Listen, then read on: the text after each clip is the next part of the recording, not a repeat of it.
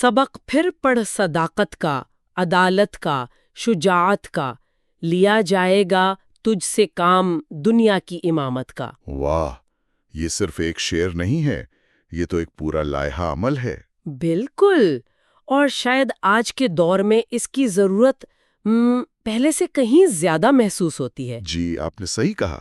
یہ علامہ اقبال کا وہ پیغام ہے جو وقت کے ساتھ پرانا نہیں ہوتا، بلکہ اس کی گہرائی اور بڑھ جاتی ہے۔ آج ہم ان کی شہرہ آفاق نظم طلوع اسلام کے کچھ منتخب اشعار پر بات کر رہے ہیں۔ ایک بہت ہی اہم نظم ہے۔ جی، تو ہمارے پاس یہ اشعار اور ان کی تشریحات ہیں، اور ہمارا مقصد صرف لفظی معنی سمجھنا نہیں، بلکہ اس ویژن میں ایک طرح سے غوطہ لگانا ہے جو اقبال نے مسلم امہ کے لیے پیش کیا تھا۔ آپ نے بہت اچھی بات کی۔ یہ صرف شاعری نہیں، یہ ایک روڈ میپ ہے۔ ایک روڈ میپ، بالکل۔ وہ ایک طرح سے تشخیص بھی کر رہے تھے اور ساتھ میں نسخہ بھی تجویز کر رہے تھے۔ جی ہاں، تو آج ہم اسی تشخیص اور نسخے کو سمجھنے کی کوشش کریں گے۔ ضرور۔ تو آئیے اسی روڈ میپ کے پہلے سنگ میل سے شروع کرتے ہیں۔ نظم کا آغاز ہی ایک جھنجھوڑ دینے والے خیال سے ہوتا ہے۔ جی، دلیل صبح روشن ہے ستاروں کی تنکتابی، افق سے آفتاب ابھرا گیا دور گراں خوابی۔ اقبال یہاں گراں خوابی یعنی گہری نیند کی بات کر رہے ہیں۔ یہ صرف سستی یا غفلت تو نہیں لگتی، اس سے کچھ زیادہ گہرا ہے نا؟ بالکل، آپ نے صحیح پکڑا۔ یہ جسمانی نیند نہیں ہے، یہ فکری نیند ہے۔ فکری نیند؟ جی، یہ گراں خوابی دراصل شک اور گمان کی کیفیت ہے۔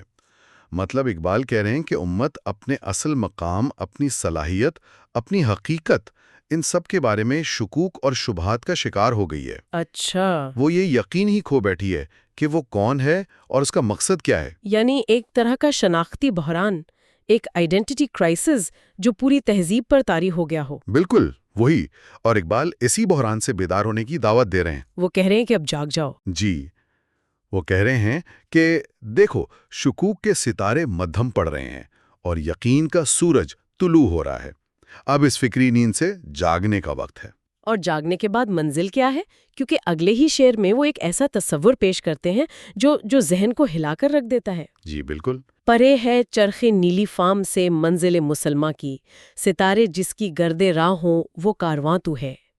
یہ ایک بہت بڑا دعویٰ ہے۔ بہت بڑا دعویٰ ہے۔ یعنی مسلمان کی منزل ان آسمانوں اور ستاروں سے بھی آگے ہے۔ اسے محض شاعرانہ مبالغہ آرائی سمجھنا بہت آسان ہے۔ لیکن یہ مبالغہ نہیں ہے۔ دیکھیں، اقبال یہاں امت کا گول پوسٹ ہی بدل رہے ہیں۔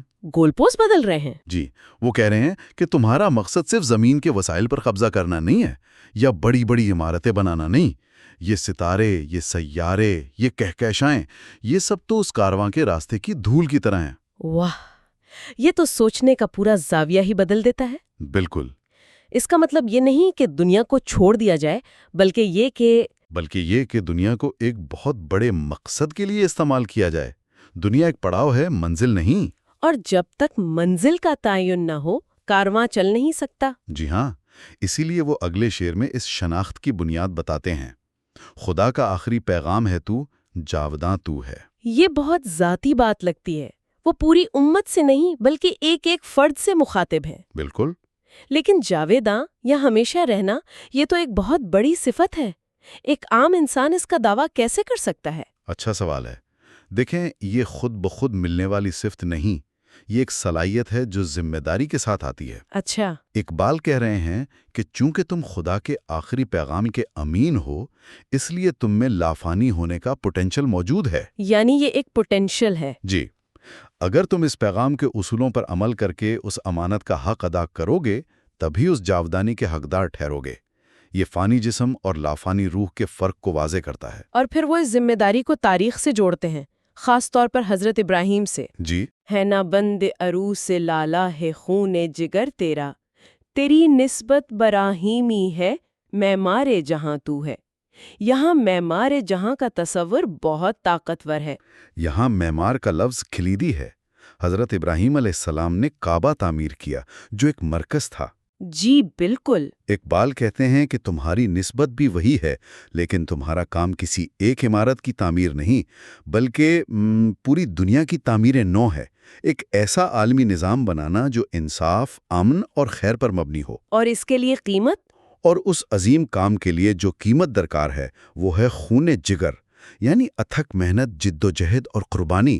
یہ کوئی آسان کام نہیں۔ تو پہلا حصہ ایک طرح سے بنیاد رکھ رہا ہے، اپنی شناخت کو پہچانو، اپنی صلاحیت کو جانو اور اپنی تاریخی ذمہ داری کو سمجھو۔ جی، خلاصہ یہی ہے۔ جیسا کہ وہ کہتے ہیں، جہاں کے جوہر مضمر کا گویا امتحان تو ہے، یعنی دنیا کے چھپے ہوئے خزانوں کو کھوج نکالنا تمہارا امتحان ہے۔ بالکل، یہ خود شناسی کی دعوت ہے۔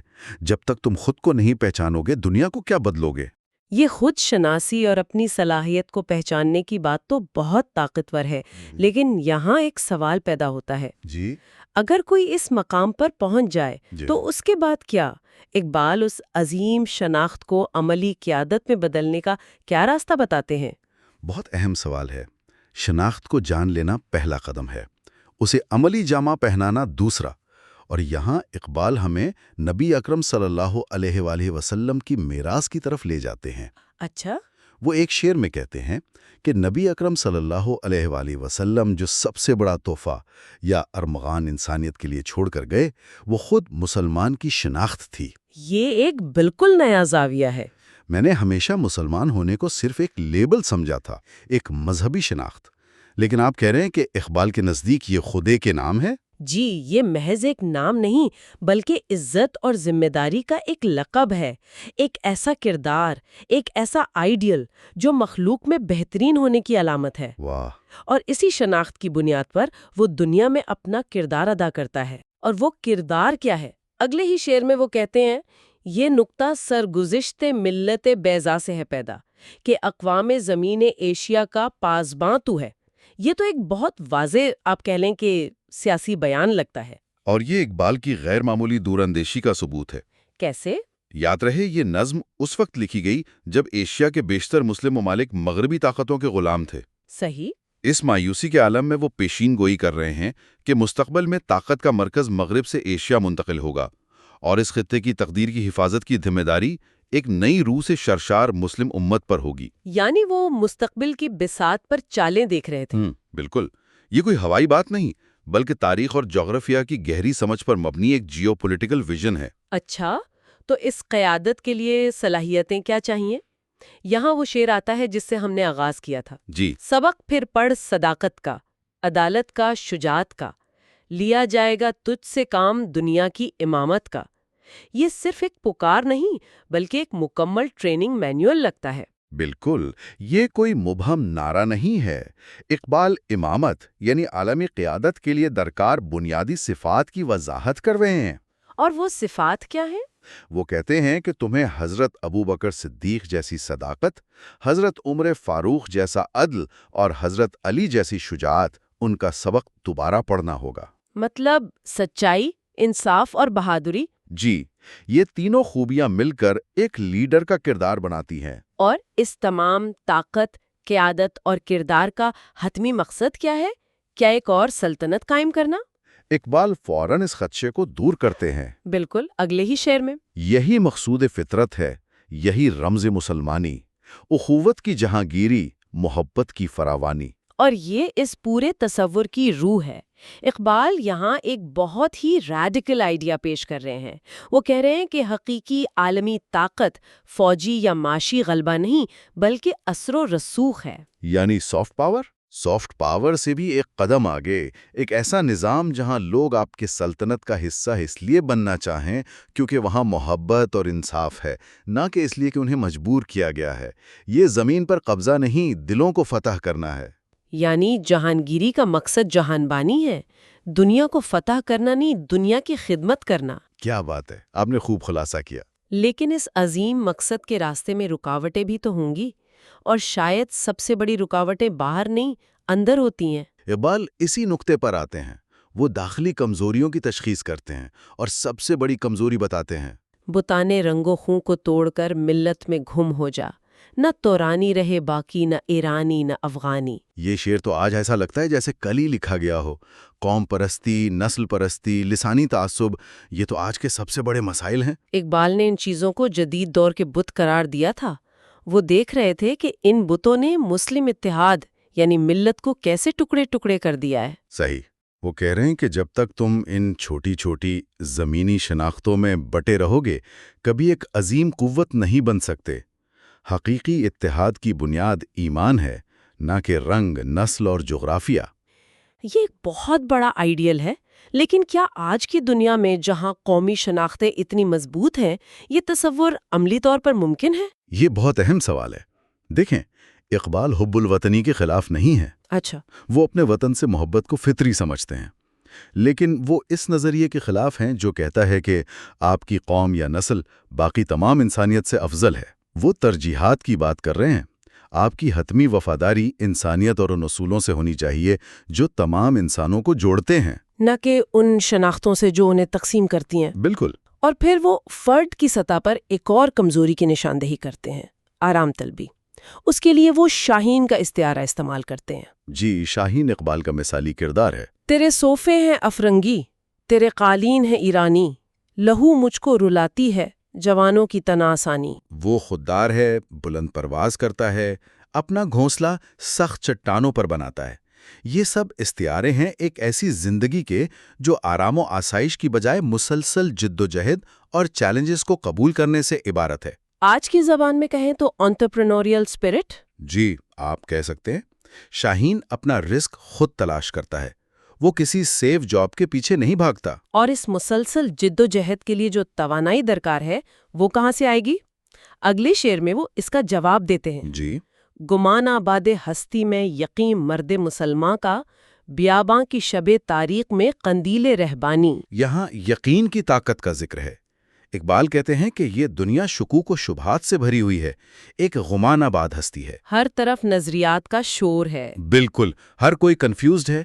اس فکری صحرا کی تاریک رات میں مسلمان کا ایمان اور یقین ایک راہب کے چراغ کی طرح ہے جو راستہ دکھاتا ہے۔ یہی یقین ہے جو اسے بھٹکنے نہیں دیتا۔ اچھا، اس کو تھوڑا کھولتے ہیں۔ یہ یقین جب عمل میں ڈھلتا ہے تو اس کی طاقت کیا ہوتی ہے؟ جی، اگلے شعر میں وہ تاریخ سے ایک مثال دیتے ہیں۔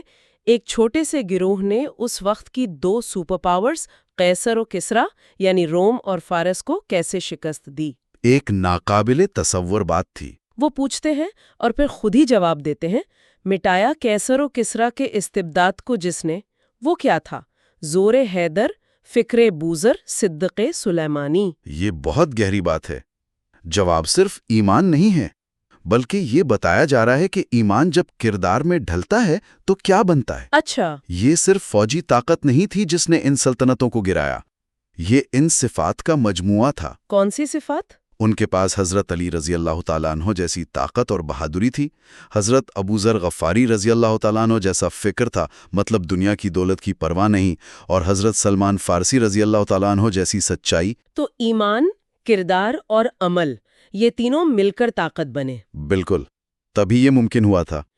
اسی تاریخ سے سبق لے کر وہ اپنے دور کے مسلمانوں کو براہ راست مخاطب کرتے ہیں۔ جی، ہوئے احرار ملت جادہ پیما کس تحمل سے، تماشائی شغاف در سے ہیں صدیوں کے زندانی۔ یہ تو امید کا ایک بہت بڑا پیغام ہے۔ جی، یہ مایوسی کے اندھیروں میں امید کا چراغ ہے۔